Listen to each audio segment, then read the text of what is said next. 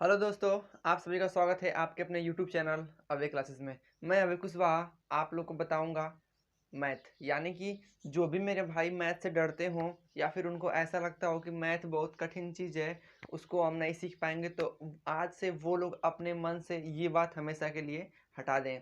क्योंकि आप लोगों को मैं मैथ का ऐसा ट्रिक्स एंड कॉन्सेप्ट बताऊंगा जिससे कि आप लोगों के लिए मैथ हमेशा प्यारी सब्जेक्ट बन जाएगी। तो चलिए आज हम सीखना स्टार्ट करते हैं। और एक बात, हाँ, आप लोग को बता दें, बगल में रेड कलर का आपके मोबाइल में सब्सक्राइब लिखा हुआ आएगा, तो मेरे चैनल को सब्सक्राइब कर लीजिएगा। और उसके बगल में बनेगी एक बेल आइकन, जिसको भी आप हिट करके यानी कि उसको क्लिक कर दीजिएगा, जिससे कि मैं जब भी यानी कि आपका भाई जब भी आप लोगों को यूट्यूब चैनल पे मैथ वीडियो यानी कि अपलोड करे तो आपको मिल सके। तो चलिए, उसके लिए आपको कोई पैसा पेमेंट करने की आवश्यकता नहीं है, आपको ये सब क्लासेस फ्री में मिलती हैं, तो प्लीज़ आप सब्सक्राइब कर दीजिएगा। चलिए आज को हम सीखना स्टार्ट करते हैं। क्या बताने वाले हैं, तो आपको हम बता दें कि हमने सबसे पहले से हम लोग मैथ के लिए एक सीरीज पढ़ते हुए आ रहे हैं।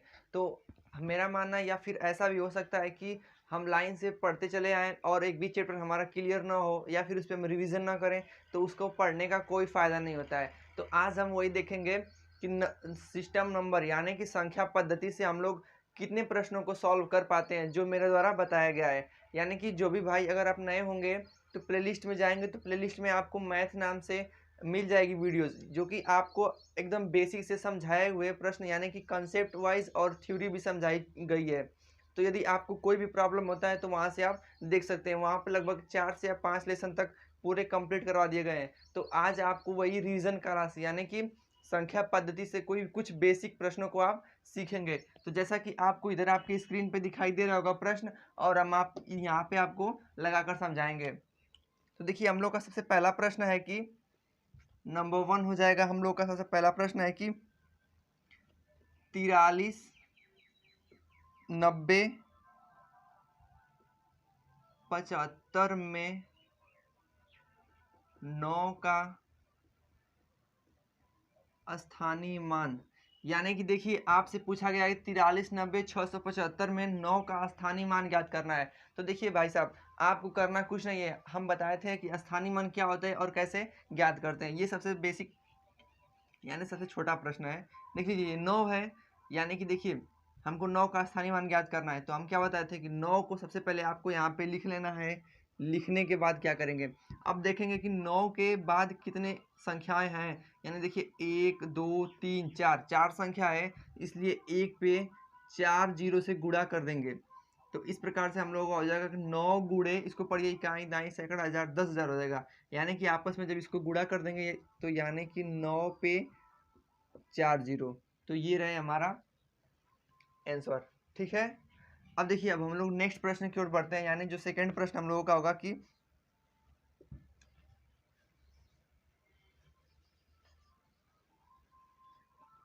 देखिए सेकंड प्रश्न भी उसी से संबंधित है। इसमें दिया गया है कि 45,678 में इसमें 6 का स्थानीय मान पूछा है। एकदम सीरियल नंबर से हम आपको बताते जाएंगे। इसके स्थानीय मान में पूछ दिया गया है क्या, अंकित मान और क्या, ये जो देखिए 6 का स्थानीय मान और अंकित मान में आपसे इसमें अंतर पूछा हुआ है। आपको अंतर ज्ञात करना है, यानी कि आपका ये सेकंड प्रश्न है। सेकंड प्रश्न में ये दिया गया है कि आप कैसे अंतर ज्ञात करेंगे। तो देखिए, हम आपको समझाए थे कि स्थानीय मान क्या होता है और अंकित मान क्या होता है। स्थानीय मान यानी कि वो किस स्थान पे अंकित है, यानी इकाई स्थान पे, दहाई, सैकड़ा, हजार, ऐसे कुछ हम जैसे बताएंगे अभी। और अंकित मान क्या होता है, यानी वही संख्या जो अंकित है, यानी जो जिस संख्या का पूछ रहा है मान, वही उसी को हम अंकित मान बोल देते हैं। तो देखिए, फर्स्ट ऑफ ऑल इसमें क्या करेंगे आप, 45,678 में आप पहले तो 6 का स्थानीय मान ज्ञात करेंगे। तो आप 6 गुणे, यानी कि 6 के बाद एक दो संख्या है, इसलिए एक पे 2 जीरो से गुणा करेंगे तो हो जाएगा आपका 600। और देखिए, और इसमें आपका अंकित मान क्या होगा, अंकित मान वही संख्या होती है जिसका मान पूछा होता है, यानी वही छपा मूल्य जिसको बोलते हैं ना कि इसका अंकित मूल्य कितना है। किसी वस्तु को लेने जाते हैं तो बस वही होता है, यानी कि अंकित मान पूछा है तो यानी कि अंकित मान क्या हो जाएगा, 6। 6 का स्थानीय मान और अंकित मान, तो 6 का अंकित मान 6 ही होगा। ठीक, अब आपको नेक्स्ट अंतर पूछा है, तो अंतर मीन्स क्या होता है, अंतर मीन्स होता है घटाना। तो देखिए आप घटा देंगे, यानी कि 600 माइनस 6 कर देंगे तो 594। ठीक है, अब देखिए अगले प्रश्न को।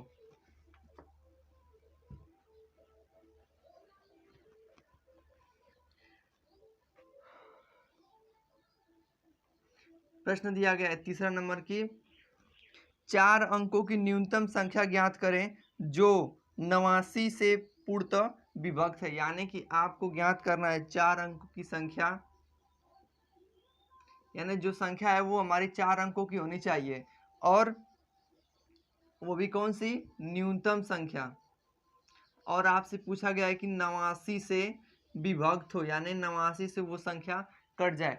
तो सबसे पहले हम देखेंगे कि न्यूनतम संख्या क्या होती है, किस, यानी कि 4 अंकों की होगी, 4 अंकों की न्यूनतम संख्या हो गई। अब देखिए इसमें भाग देंगे 89 से, ठीक, भाग जाएगी एक बार। अब देखिए माइनस कीजिए, यानी कि ये हो जाएगा 10, 10 में से 9 जाएगा 1, और ये हो जाएगा 9, 9 में से 8 जाएगा, क्या कितना हो जाएगा 1, 1 जीरो उतर जाएगा। अब भी भाग जाएगी एक बार, तो यानी कि 89, अब घटा देंगे, ये 10 हो जाएगा, हासिल दे देगा, 10 में से 9 जाएगा 1, ये हो जाएगा 0, तो ये 10 हो जाएगा, तो 10 में से 8 जाएगा 2, तो यानी कि ये जो 21 है वो हम लोग का शेष बच रहा है। देखिए जब भी हम लोग को जब न्यूनतम संख्या पूछेगी और किस संख्या से विभाजित हो जाए, वो यदि आपसे पूछे तो भाग करेंगे, भाग करने के बाद ये जो शेष बचेगा, तो देखिए फिर हम लोगों को क्या याद करना है, वो संख्या याद करना है। तो लिखेंगे संख्या बराबर क्या, ये जो बीच में भाज्य होता है हम बताए हैं ना, भाज्य प्लस, अब यहाँ पे भाजक, भाजक यानी कि 89 माइनस शेषफल।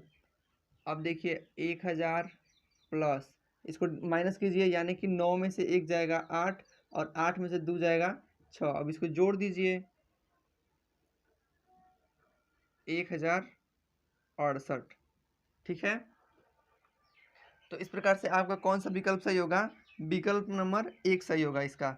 अब देखिए चौथा वाला भी इसी तरह है, लेकिन इसमें जो छोटी संख्या के स्थान पे आपसे बड़ी संख्या पूछ दिया है, तो आप इसको कैसे सॉल्व करेंगे।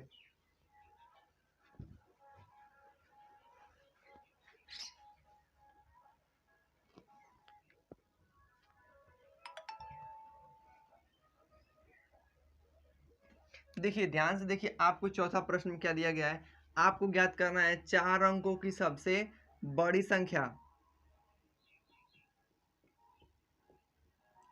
सबसे बड़ी संख्या आपको ज्ञात करना है, और इसमें क्या एक कंडीशन दिया गया है, कंडीशन है कि जो वह संख्या 88 से पूर्णतया विभाजित हो, यानी कि 4 अंकों की सबसे बड़ी संख्या आपको बताना है जो 88 से पूरी तरह भाग लग जाए। तो देखिए ऐसे प्रश्न कैसे सॉल्व करते हैं, यानी कि आपको पता होगा कि 4 अंकों की सबसे बड़ी संख्या क्या होती है, अरे 4 गुण 9, ठीक है, 4 अंकों की बड़ी संख्या 4 9, या कि कोई भी संख्या पूछे कितने भी अंक की, तो उतना 9 उसमें लिख देते हैं तो उसकी संख्या हो जाती है। जैसे देखिए 4 अंकों की बड़ी संख्या, तो 4 9। अब आपको भाग देना होगा 88 से,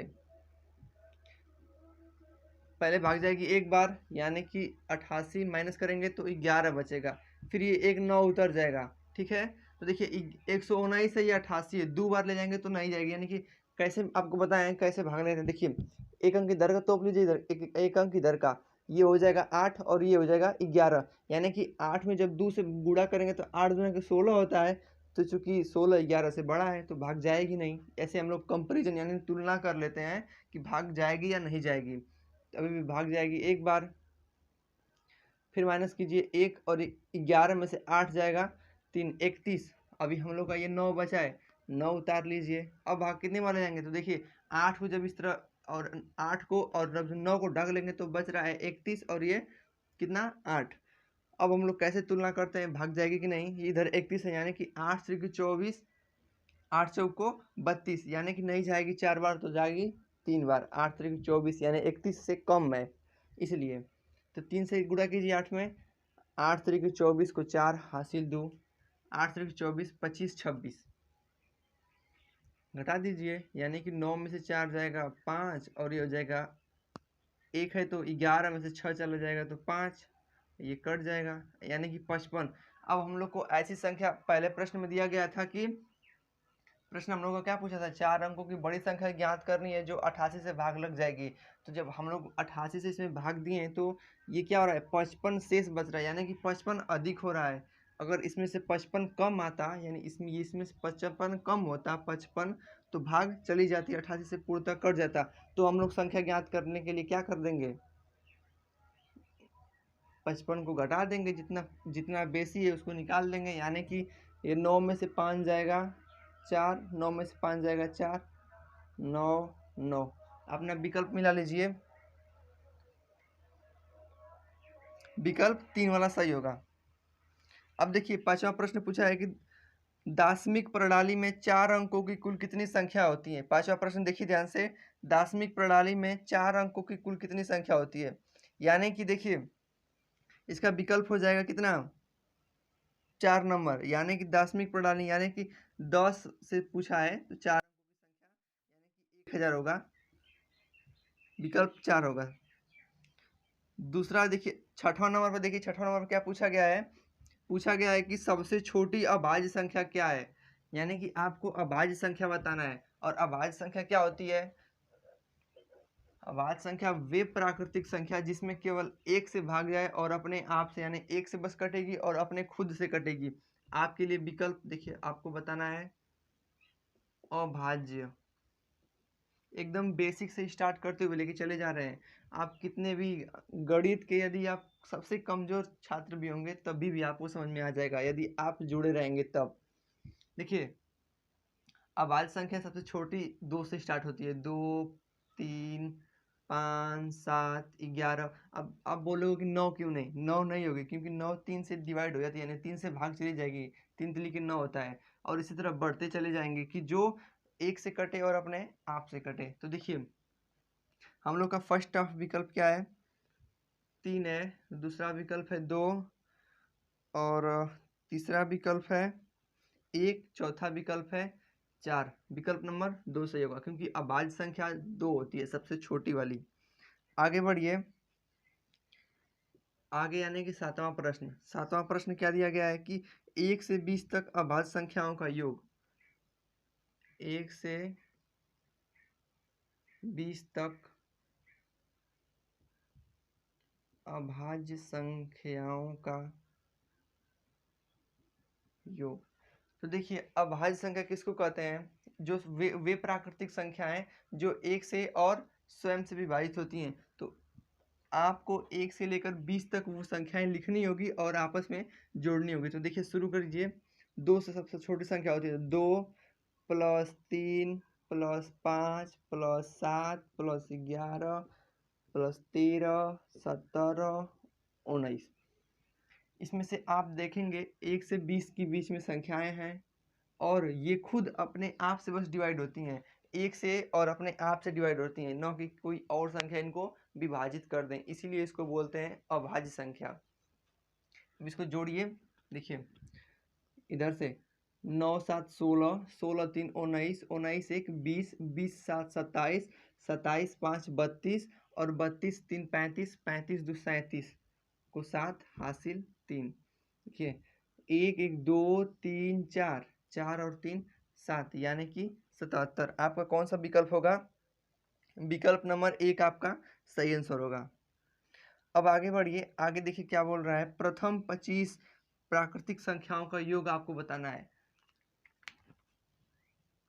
देखिए आगे अगला प्रश्न हम लोगों का क्या है,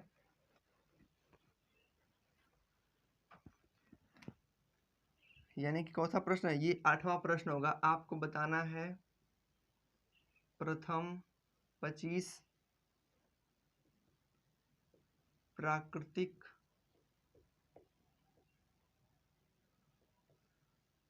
संख्याओं का योग। प्राकृतिक संख्या पहले समझिए किसको बोलते हैं। प्राकृतिक संख्या वे संख्याएं जो गिनती यानी कि गणना के कार्य में आती हैं, जिससे हम काउंटिंग करते हैं, यानी 1 2 3 4 से शुरुआत करते हैं, उसी को बोलते हैं प्राकृतिक संख्या। सबसे छोटी प्राकृतिक संख्या 1 होती है और सबसे बड़ी अनंत, यानी कि गिनती तो कितना भी गिन सकते हैं, अनंत तक गिनती होती है और उसका प्रारंभ कहाँ से होता है? 1 से होता है। तो आपसे प्रश्न में पूछा गया है कि प्रथम 25, यानी कि आपको 25 तक 1 से 25 यानी 25 संख्या ऐसी लेनी है जो प्राकृतिक हो और उनका योग ज्ञात करना है। तो आप चाहें तो ऐसे कर सकते हैं। ये प्रक्रिया काफी लंबी होगी। तो अब देखिए 60 नियम क्या होता है इसका। सबसे छोटे में n कोष्टक में n + 1 बटा के 2, यानी n क्या होगा? जो संख्या आपसे पूछेगा उसके स्थान पर आप n रख देंगे और n रखने के बाद आप इसका मान ज्ञात कर लेंगे। तो मान कैसे? देखिए n के स्थान में 25 रखिए, 25 कोष्टक में 25 + 1 बटा के 2, इसको जोड़िए, ये हो जाएगा 25 गुणे 25 और 1 26 बटा के 2, डिवाइड कीजिए, 2 एकम 2 और ये 13 हो जाएगा। गुणा कीजिए, 25 3 75 को 5 हासिल 7, 25 एकम 25, 25 और 7 32, यानी आपका विकल्प हो जाएगा कौन सा? 325, यानी कि तीसरा नंबर पे आपका विकल्प हो जाएगा। अब देखिए ऐसे ही 9वां प्रश्न पूछा है कि प्रथम 5 पूर्ण संख्याओं का योग बताइए। ये समझ में आ गया होगा। अब देखिए आगे, अब आपको बताना है कि प्रथम 15, 9वां प्रश्न देखिए,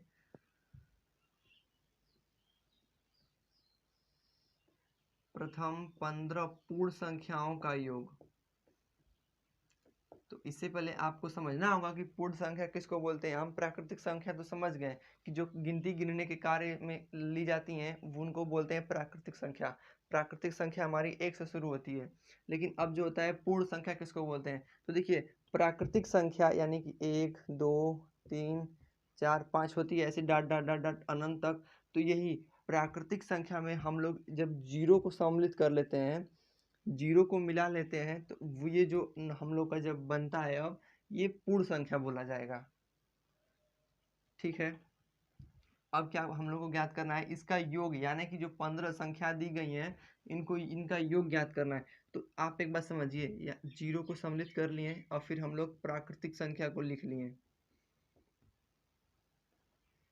यानी कि 15। ठीक है, तो हम लोग इसके पहले कौन सा सूत्र देखे थे? प्राकृतिक संख्या के योग के लिए सूत्र देखे थे ना, n कोष्टक में n + 1 बटा के 2, यानी कि ये जो यहाँ से यहाँ तक प्राकृतिक संख्या होगी हमारी, तो इसका योग ज्ञात करके यदि हम इसको जीरो को जोड़ेंगे तो क्या इसमें कोई अंतर आएगा? नहीं आएगा।